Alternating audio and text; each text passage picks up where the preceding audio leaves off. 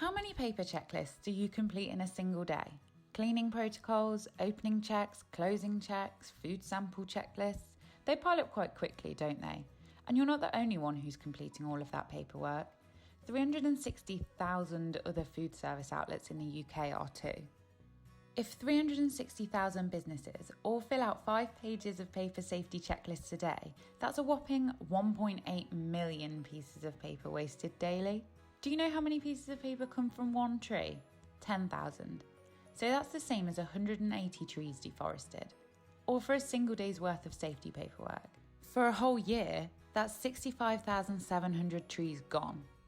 The good news is that it's completely preventable, and you can stop contributing to that huge number by simply eliminating paperwork from your kitchen. How? By swapping paper with digital checklists. An easy switch, but a big commitment to preventing deforestation, and you save on printing costs too. All stored online, accessible and completable from mobile, tablet or desktop.